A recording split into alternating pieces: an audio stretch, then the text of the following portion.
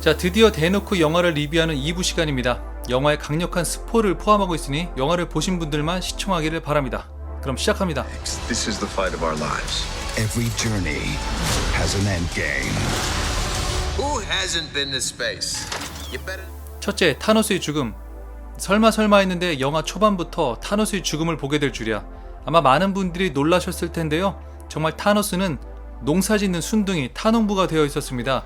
그리고 스스로 인피니티 스톤을 제거하려는 시도도 있었습니다. 문제는 더는 죽은 자들을 되살릴 수 없다는 사실에 흥분한 토르가 그의 목을 베어버리죠. 여기서 주목해야 할 부분은 MCU에서 타노스의 다양한 면모를 보여주기 위한 연출입니다. 과업을 이루고 전의를 상실한 순둥이 타노스와 미래에서 자신의 죽음을 확인한 잔인한 타노스의 모습입니다. 최강 빌런 중 하나로 알려진 타노스가 현재의 강력함에 비장함까지 더해졌을 때 얼마나 두려운 존재인지 더 크게 체감할 수 있었던 부분입니다. 그래서 엔드게임 마지막 전투씬이 더 긴장될 수밖에 없었습니다. 둘째, 나타샤의 죽음. 사실 나타샤의 죽음은 예상치 못했습니다. 여러분들 알다시피 블랙 위도우 스핀오프가 촬영 중이었기 때문에 더 그렇습니다. 그렇다면 그녀의 단독 작품은 아마도 사망 전인 과거의 내용을 바탕으로 그녀의 내적 고뇌가 시작된 사건들을 담고 있을 거라 추측됩니다. 바튼과 나타샤가 소울스톤을 위해 서로 자신이 희생하려던 장면은 기억이 많이 남는 장면 중 하나입니다. 마지막까지 자신들의 과오를 참회하려는 내적 갈망을 표출하는 행동처럼 보였습니다. 이 둘의 끈끈한 우정, 전후에는 신도 갈라놓을 수 없을 정도로 대단하다는 거 아시죠? 이전 영상에서 언급했듯이 나타샤가 바튼에게 이렇게 말하죠. 난 실수한 걸로 사람을 판단하지 않아. 하지만 세상은 야속하게도 그 실수로 누군가의 인생 전체를 평가하기도 합니다. 이들이 바로 그렇게 평가받은 인물들이라 볼 수 있습니다. 비록 전 우주를 구하기 위해 이들이 자신의 목숨을 걸지만 아무도 알아주지 않아도 이들은 만족하는 모습을 보입니다. 진정한 희생이란 사람의 평가 따위에 기대지 않는 것이라는 걸 명백히 보여준 장면이었습니다. 셋째, 토니의 죽음. 토니의 죽음은 가히 충격 그 자체였습니다.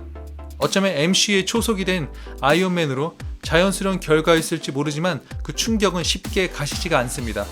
그래서 본래 영화 리뷰의 제목은 시작이 있는 곳에 끝이 있다였습니다.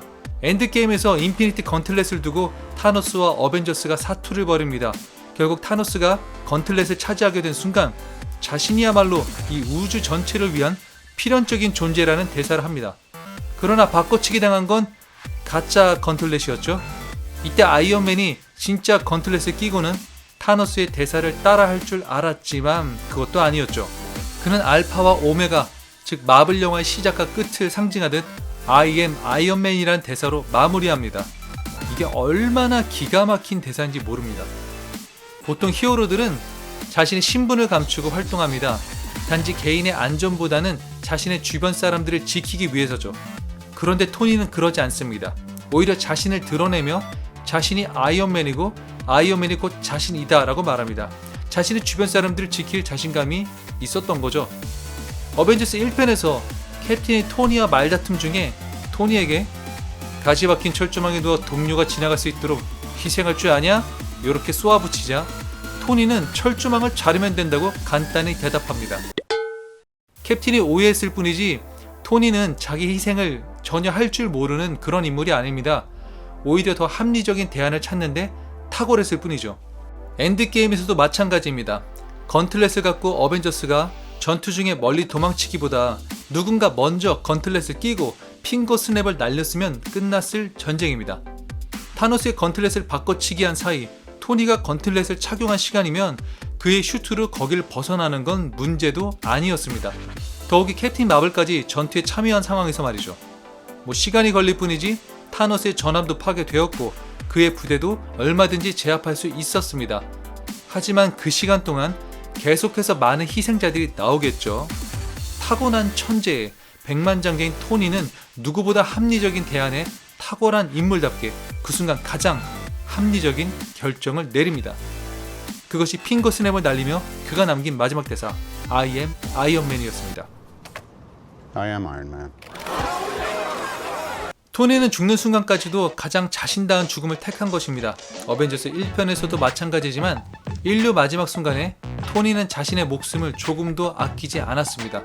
어쩌면 엔드게임에서 페퍼와 딸 모건 스타크까지 있는 상황에서 핑거 스냅을 날리는 결정은 더 쉽지 않았을 겁니다. 그래서 그의 죽음은 가장 안타까우면서도 가장 토니다운 MCU에서 오랫동안 기억될 고귀한 죽음이었다 봅니다.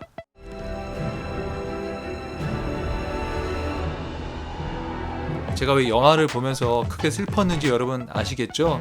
토니 이후 장래와 넥스트 제너레이션에 관해서는 나중에 언급하겠습니다. 넷째, 비만 토르와 묠리르 캡틴. 엔드게임은 끝까지 마블스러운 유머를 놓치지 않았습니다. 이것이 마블 시네마틱 유니버스, 즉 MCU 특유의 장점입니다.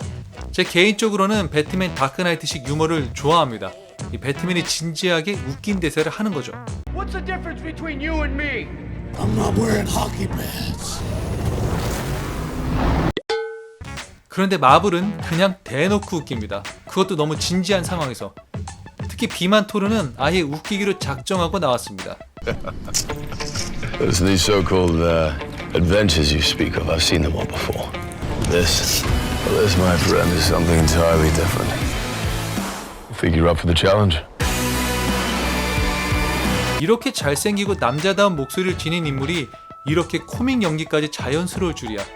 영화를 보는 내내 설마 이 모습으로 타노스와 싸우지는 않겠지? 하는 염려도 했습니다. 그렇다고 뭐 샤잠처럼 갑자기 외형을 바꿀 수도 없는 노릇이고.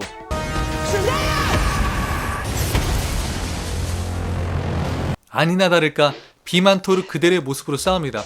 날렵함과 강력함은 상당히 줄었지만 비만 토르답게 잘 싸워줬습니다. 나중에 묠리르를 사용하는 캡틴의 도움을 받으며 흐뭇해하는 장면도 나옵니다.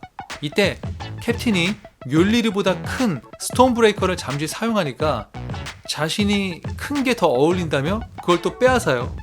아니, 이 우주적 생명을 건 싸움에서 이렇게 유치한 대사가 어딨어요. 이게 마블 유머의 매력입니다. 원작대로 캡틴이 묠리르를 직접 사용하는 걸 영화에서 본다는 것 자체도 신선했지만 타노스와의 대결도 정말 멋졌습니다. 이후 진짜 열받아서 뚜껑 열린 타노스가 비브라는 방패를 마치 알루미늄처럼 찍어버릴 때는 분노한 타노스가 얼마나 두려운 존재인지도 다시금 깨닫는 순간이었습니다. 다섯째, 미래에서 과거로. 양자역력을 통해 미래에서 과거로 돌아간 어벤져스가 인피니티 스톤을 회수하는 장면은 감동과 웃음을 전부 아우르기에 충분했습니다. 캡틴과 캡틴이 싸우며 엉덩이가 섹시하다는 대사나 종일 싸울 수 있다는 대사, 또 토르가 어머니 프리가를 만나며 애처럼 구는 장면, 토니가 아버지 하워드를 만나며 부성애를 깨닫는 장면 등 뭐 일일이 말하기 힘들 정도로 많았어요. 특히 캡틴이 스트라이크 팀을 만나며 하이드라 하는 장면에서 빵 터지지 않은 관객은 거의 없었을 겁니다. 이건 역시 캡틴 아메리카 75주년 기념으로 출간된 코믹북에서 캡틴이 히드라의 비밀 스파이라는 일부 설정을 MCU만의 특유의 해석으로 표현한 것도 신선했습니다. 물론 진짜 히드라 스파이는 아니에요. 잘못된 기억이 이 캡틴에게 주입된 설정으로 이해하면 됩니다. 아무튼 어벤져스 원년 멤버들이 이렇게 과거와 대면하는 장면들이 물 흐르듯 자연스럽게 연출되었다는 것이 또 한 번 소름 돋는 순간이었습니다. 그래서 이 영화는 기본 2번은 봐야 할 영화입니다. 2번 보는 것만으로도 마블 영화 전체를 다 본 듯한 만족감을 주기 때문이죠. 여섯째, 대미를 장식한 최후의 전투. 타노스와 어벤져스 최후의 전투는 기존에 사라졌던 50%의 생명체들이 돌아오며 절정에 이릅니다. 이때 캡틴이 드디어 어벤져스의 어셈블을 외치죠. 이 대사를 듣는데도 참 오래 걸렸습니다. 실제 코믹스 제목이면서도 원작에서 유명한 대사이기도 합니다. 그러고 보면 MCU가 이러한 대사 하나도 I am 아이언맨만큼이나 얼마나 아끼고 아껴서 가장 필요할 때 적절하게 사용했는지 모릅니다. 말 한마디가 천냥빚을 갚듯 대사 한마디가 1000만 관객 돌파하기에 충분한 것 같습니다. 일곱째, 압도적인 여성 히어로들.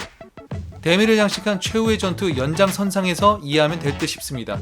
묠리르를 사용한 캡틴에 살아 돌아온 어벤져스와 모든 지원군들, 그 중에서도 대표적인 여성 히어로인 스칼렛과 와스프, 멘티스, 슈리, 레스큐 슈트를 착용한 페퍼 등 압도적인 여성 히어로의 파워를 보여주었습니다. 당연히 캡틴 마블이 더 원작에 가까운 헤어스타일로 타노스 전함을 파괴하는 것도 인상적이었지만 페퍼와 토니가 콤비로 싸우는 장면은 잠깐이지만 너무 인상 깊었습니다. 여성 슈퍼 히어로들이 마치 군무를 맞추듯 질주하는 장면, 이거 어느 영화에서도 볼 수 없는 백미 중 하나입니다. 이런 게 진짜 페미니즘 아니겠어요? 게다가 타노스와 1대1로 싸워서 결코 뒤지지 않는 캡틴 마블. 영화 초반에 캡틴 마블이 타노스 죽이러 간다는 말 그냥 한 말이 아님을 상기시켜주는 순간이었습니다.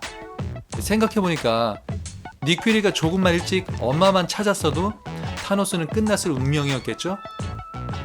Mother.